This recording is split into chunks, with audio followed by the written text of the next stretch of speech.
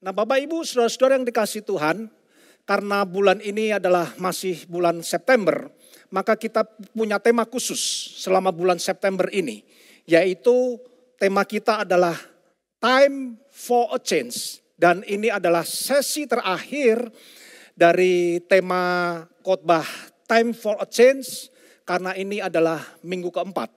Bulan depan, minggu depan kita sudah punya tema khotbah yang baru. Bapak Ibu saudara-saudara yang dikasihi Tuhan, waktu adalah aset yang berharga dalam hidup kita. Saya yakin dan percaya saudara semua pasti setuju dengan statement ini.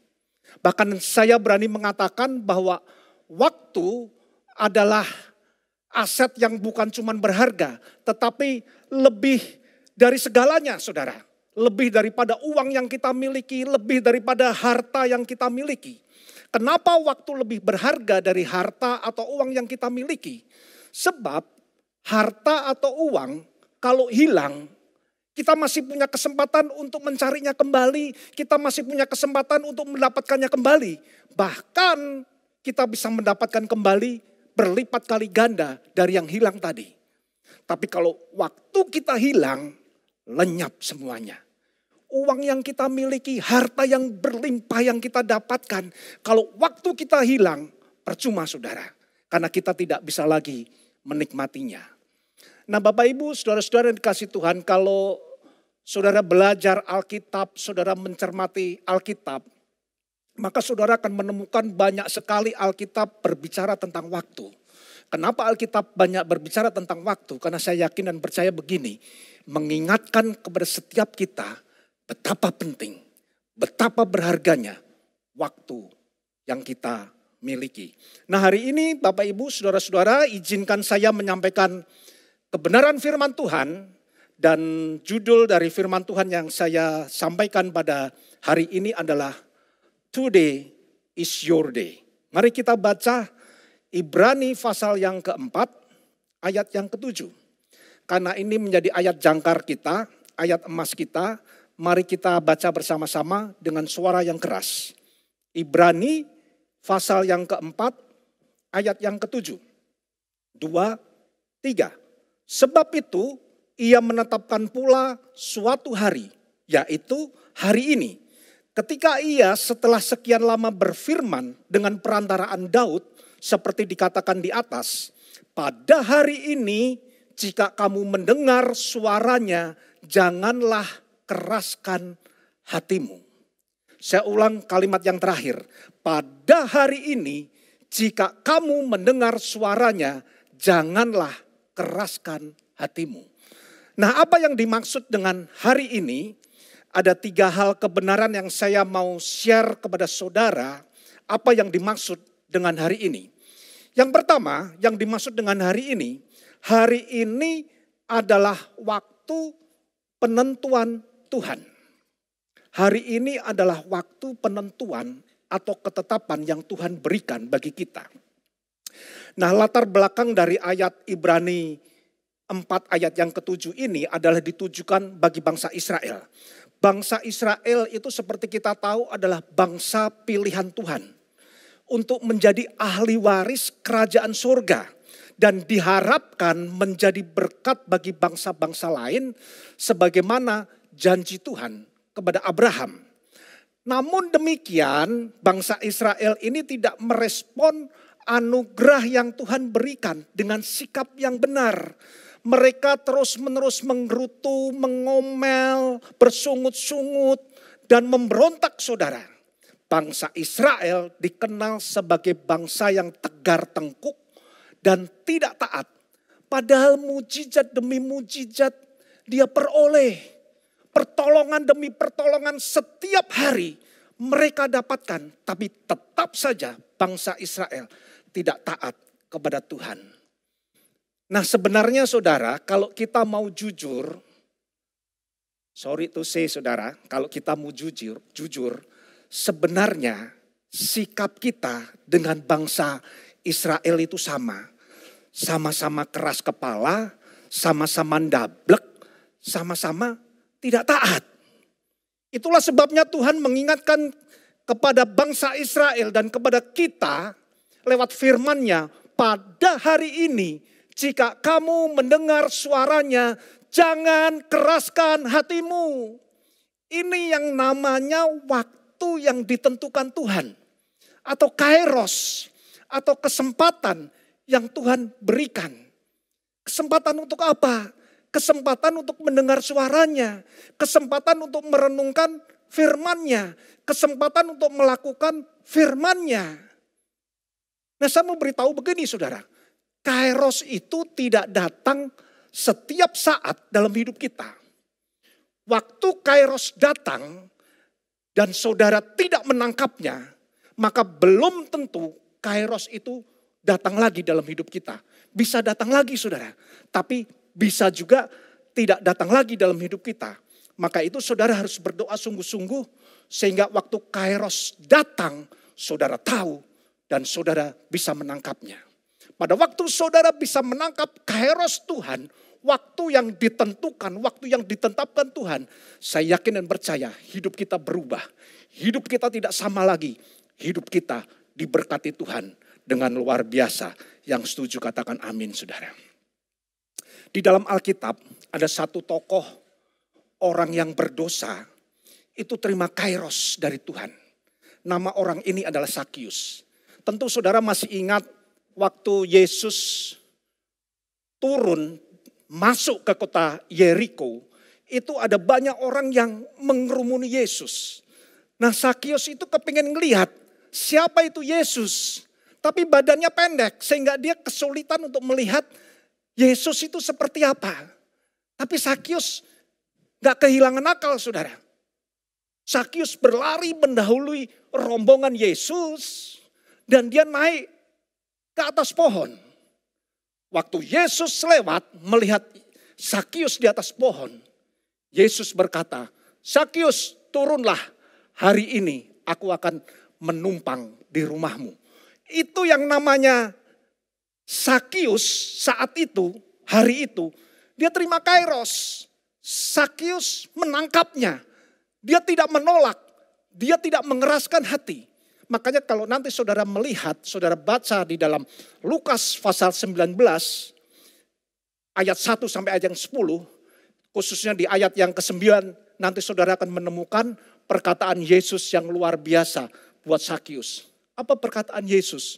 Yesus berkata, hari ini telah terjadi keselamatan yang besar bagi seisi rumah ini.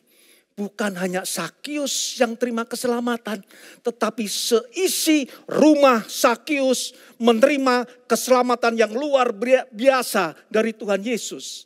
Nah, kalimat hari ini itu adalah waktu penentuan Tuhan bagi Sakius. Ini kairos bagi Sakius. Di atas pohon ara, Sakius menerima kairos dan dia bisa menangkapnya sehingga sesuatu yang besar terjadi dalam hidup Sakius. Jadi kairos ini penting Bapak Ibu saudara-saudara semua. Maka itu kalau hari ini dimanapun saudara berada mendengar suara Tuhan, jangan keraskan hatimu. Ini kairos, waktunya Tuhan bagi setiap saudara. Oleh sebab itu begini, kalau hari ini Roh Kudus berkata, ampuni saudaramu, ampuni temanmu, itu kairos. Itu waktu yang Tuhan berikan, kesempatan yang Tuhan berikan bagi saudara untuk mengampuni orang yang bersalah terhadap saudara. Mungkin saudara berkata, aduh Pak, saudaraku, temanku itu sudah menyakiti, merugikan aku, mengkhianati aku. Sakitnya itu di sini Pak, saya gak peduli. Kalau Roh Kudus hari ini berbicara dengan kuat kepada engkau, ampuni saudaramu, ampuni temanmu, itu kairos. Itu kesempatan yang Tuhan berikan bagi setiap saudara. Kalau hari ini Roh Kudus berbicara kepada saudara, hormati orang tuamu. Kasih orang tuamu, perlakukan dengan baik orang tuamu. Oh itu kairos. Akan ada tiba waktunya kita tidak bisa lagi menghormati orang tua kita, melakukan yang terbaik buat orang tua kita. Ini kairos, ini kesempatan bagi kita, bagi saudara yang masih punya orang tua. Kalau hari ini Roh Kudus berbicara kepada saudara, Pak, kasih istrimu, Bu, hormati suamimu, itu kairos. Saudara harus bisa menangkapnya. Karena itu kesempatan bagi kita untuk memulihkan rumah tangga kita. Kalau Roh Kudus hari ini berbicara kepada saudara, ini waktu bagi saudara untuk membantu orang-orang yang susah. Saudara tahu ada banyak orang yang susah. Roh Kudus bicara untuk saudara bantu. Ini kairos, ini kesempatan yang Tuhan berikan kepada saudara untuk memberikan bantuan yang terbaik bagi orang-orang yang membutuhkan. Jadi ini saudara yang pertama yang saya mau share kepada saudara. Hari ini yang dimaksud adalah waktu penentuan Tuhan. Kairos, kesempatan yang Tuhan berikan bagi saya dan bagi saudara. Dan saya berharap kairos ini kita bisa menangkapnya. Sesuatu yang besar akan terjadi, perubahan yang besar akan terjadi dalam hidup kita. Ini yang pertama. Yang kedua saudara, apa yang dimaksud dengan hari ini? Hari ini adalah waktu yang terbaik untuk melakukan ketaatan. Saya ulang saudara. Yang dimaksud dengan hari ini yang kedua adalah hari ini adalah waktu yang terbaik untuk melakukan ketaatan. Nah, manusia pada umumnya itu punya banyak kelemahan. Banyak kelemahan saudara. Saudara punya banyak kelemahan, saya juga punya banyak kelemahan. Nah, kelemahan yang paling umum saudara ya. Saya sebut dua saja, banyak sih, tapi saya sebut dua saja. Yang pertama adalah suka lupa. Benar gak saudara? Suka lupa. Apa yang dilupakan? Punya utang lupa bayar. Ya, ada nasihat yang baik dari orang tua atau dari teman-teman kita lupa. Apalagi pendengaran akan firman Tuhan. Wah, kita gampang melupakan. Makanya ada survei ngomong gini saudara. Dalam waktu 3 kali 24 jam, apa yang kita dengar itu akan kita lupakan semuanya. Nah, kalau nggak percaya kita tes ya. Ini kan hari Minggu saudara. Ya, nanti hari Rabu saudara bisa tanya suamimu, bisa tanya istrimu, bisa tanya anak-anakmu, bisa tanya teman-temanmu, apa khotbah hari Minggu kemarin? Lupa saudara. Maka itu catat. Setelah catat, baca, renungkan, lakukan. Itu tidak akan lupa. Amin saudara. Nah, anehnya begini saudara. Kalau perkataan-perkataan firman, seringkali kita melupakan. Tapi kalau perkataan-perkataan yang menyakitkan, perkataan-perkataan yang melemahkan, perkataan-perkataan yang menghancurkan hidup kita, seringkali justru kita tidak bisa melupakan. Kita ingat terus. Suruh ngelupain gak bisa. Gak mungkin saya bisa lupa Pak. 7 turunan, 7 tanjakan, 7 belokan. Saya gak mungkin lupa Pak. Waduh, sampai begitunya. Ini kan kebalik saudara. Kebalik kan. Harusnya perkataan-perkataan yang melemahkan, perkataan yang menghancurkan kita, itu kita lupakan, let go. Gak perlu kita ingat-ingat lagi. Tapi perkataan-perkataan yang kuat, perkataan-perkataan yang luar biasa dalam hidup kita, itu kita simpan, kita ingat untuk memotivasi hidup kita. Nah, kelemahan yang kedua saudara yang saya catat di sini, kita suka menunda. Nah, betul gak saudara? Ya, yang harusnya kita selesaikan, yang harusnya kita kerjakan, kita suka tunda. Maka kata yang paling digemari adalah nanti, sebentar lagi, masih ada waktu, dan sebagainya, dan sebagainya. Ayo ke gereja, nanti. Ayo baca Alkitab, nanti. Ayo bertobat, masih ada waktu. Kita seringkali suka menunda. Ada pepatah yang berkata begini saudara, kalau engkau berjalan dengan teman yang namanya esok, maka engkau akan tiba di kota yang bernama tidak pernah.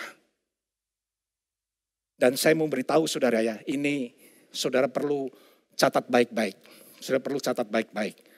Menunda itu sama dengan tidak taat. Saya ulang saudara. Menunda itu sama dengan tidak taat. Firman Tuhan hari ini berkata, pada hari ini jika kamu mendengar suaranya, jangan keraskan hatimu. Jadi kalau hari ini kita mendengar suaranya, apa yang harus kita lakukan? Just do it immediately. Lakukan dengan segera. Sebab kalau tidak kita lakukan, kita akan lupa. Dan ingat saudara, menunda artinya kita tidak taat.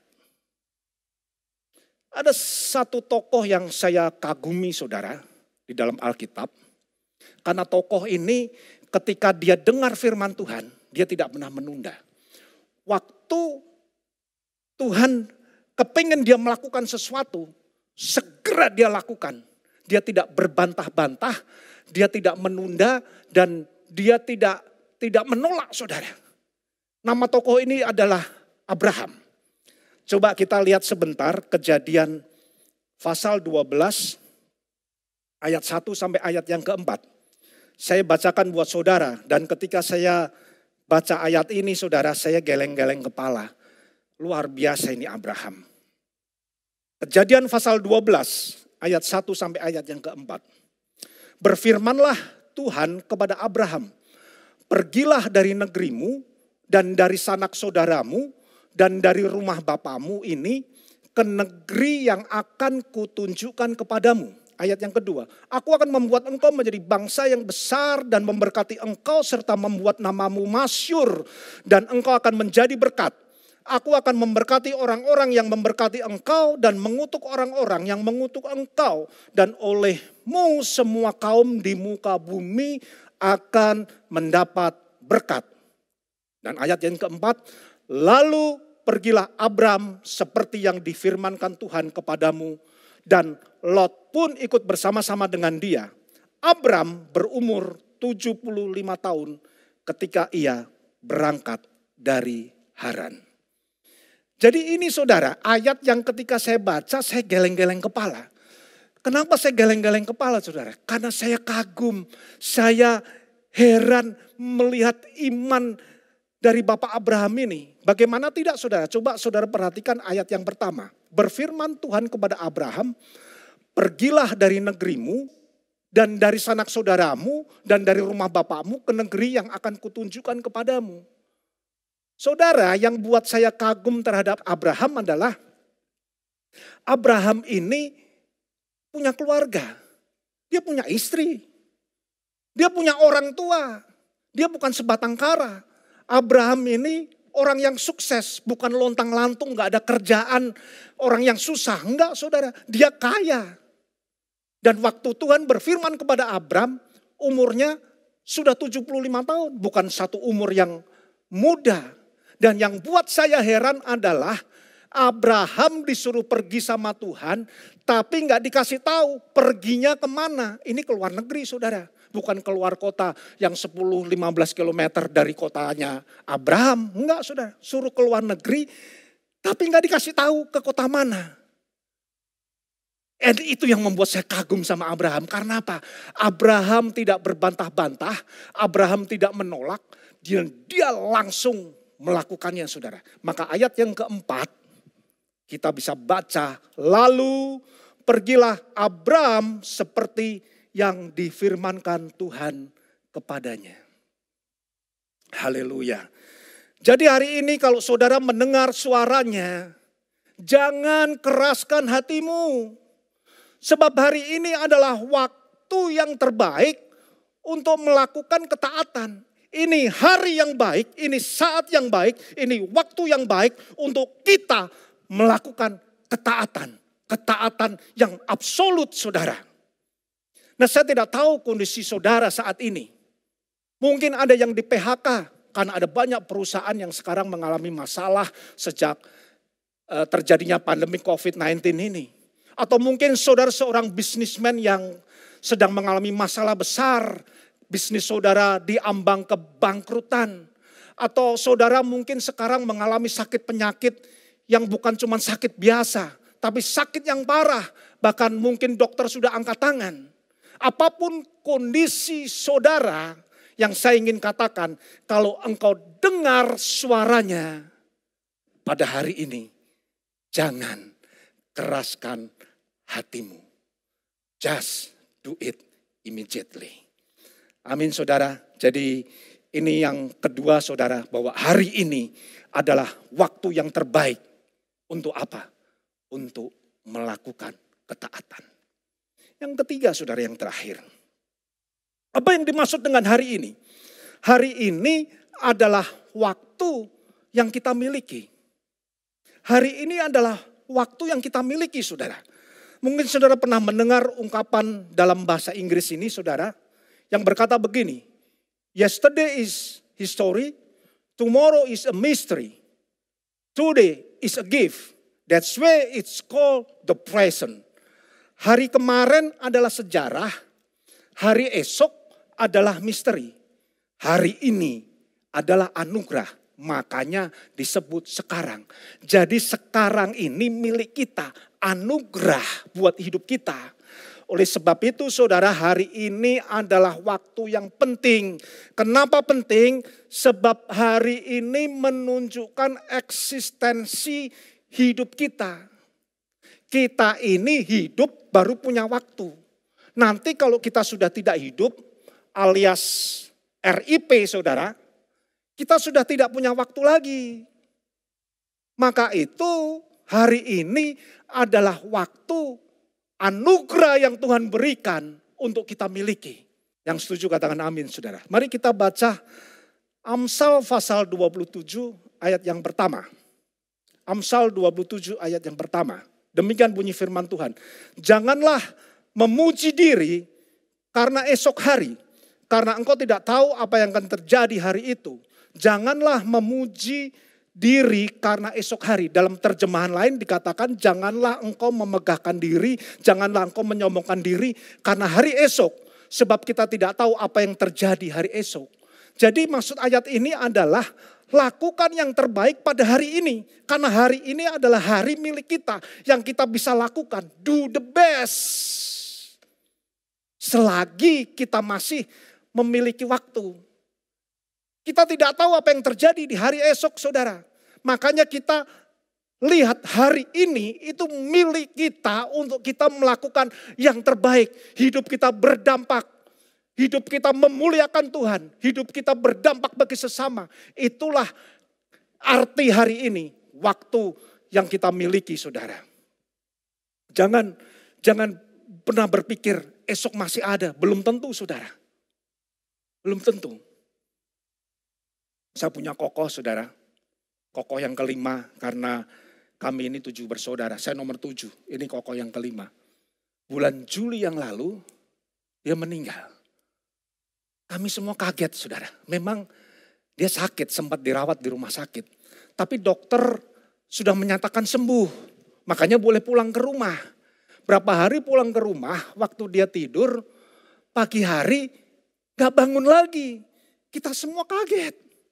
Istrinya berkata semalam dia masih ngelihat suaminya, kokoh saya ini pergi ke toilet. Terus tidur lagi. Tapi pagi jam 5 sudah gak bergerak saudara. Gak ada satu orang pun yang tahu bahwa esok itu kita masih bisa hidup. Gak ada yang tahu loh saudara. Jangankan esok. 1 jam ke depan, 2 jam ke depan kita tidak tahu. Amin saudara. Maka itu saudara pernah tahu bunga Wijaya Kusuma. Bunga Wijaya Kusuma itu lucu saudara. Bunga Wijaya Kusuma itu kalau mekar biasanya jam 9 malam. Tapi gak lama, dini hari udah layu. Hitungannya cuma beberapa jam. Oh bunganya bagus, wangi semerbak. Tapi gak berapa lama. Nah hidup kita itu seperti Wijaya Kusuma ini. Usahakan hidup kita ini berdampak wangi semerbak. Sebab gak lama lagi kita akan layu. Amin saudara. Ayat yang terakhir yang kita mau baca. Yakobus pasal yang keempat ayat yang ke-14. Karena ini ayat yang terakhir, kita baca bersama-sama dengan suara yang keras. Kita baca saudara, 2, 3. Sedang kamu tidak tahu apa yang akan terjadi besok. Apakah arti hidupmu? Hidupmu itu sama seperti uap yang sebentar saja kelihatan lalu lenyap. Saudara, ayat ini lebih gamblang lagi memperingatkan kepada setiap kita bahwa hidup manusia itu rapuh, hidup manusia itu terbatas, hidup manusia itu sangat amat singkat seperti uap, sebentar kelihatan lalu lenyap. Maka itu kalau hari ini kita masih ada, itu adalah hari yang kita miliki. Oleh sebab itu sekali lagi apa saudara? Do the best. Lakukan yang terbaik. Untuk siapa? Untuk nama Tuhan, untuk kemuliaan nama Tuhan. Dan untuk sesama manusia. Pergunakan waktu yang ada dengan arif dan bijaksana. Seorang hamba Tuhan terkenal yang bernama D.L. Moody. Hari itu bercerita saudara. Dia bercerita begini, satu hari iblis mengadakan rapat besar, rapat paripurna. Dengan tujuan untuk mencari cara, mencari ide, menghancurkan kehidupan manusia supaya manusia tidak lagi percaya Tuhan dan masuk neraka. Maka rapat dibuka dan pemimpin rapat berkata, ayo siapa yang punya ide supaya manusia tidak lagi percaya sama Tuhan. Lalu salah satu iblis memberikan ide. Idenya begini, supaya manusia tidak percaya sama Tuhan, mari kita pengaruhi pikiran manusia. Bahwa Tuhan itu tidak ada. Tuhan itu mitos. Itu usulan salah satu iblis. Dan usulan ini ditolak. Karena ini ide yang kuno. Sudah sering iblis lakukan dan tidak berhasil. Karena manusia tetap saja percaya sama Tuhan. Lalu ada iblis yang lain kasih ide. Idenya begini. Nah, supaya iman manusia tidak bertumbuh. Maka jangan sampai manusia itu membaca Alkitab. Kita katakan kepada manusia bahwa Alkitab itu bukan firman Tuhan. Alkitab itu hanya dongeng. Makanya nggak usah dibaca, sebab itu bukan firman Tuhan.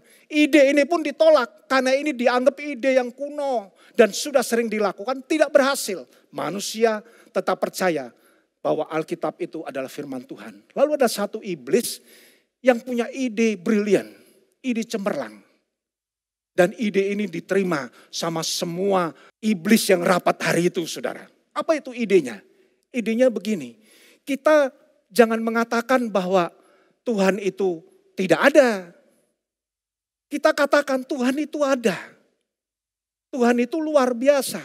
Kita juga jangan katakan bahwa firman Tuhan, Alkitab itu bukan firman Tuhan. Kita katakan Alkitab itu firman Tuhan. Alkitab itu firman Tuhan.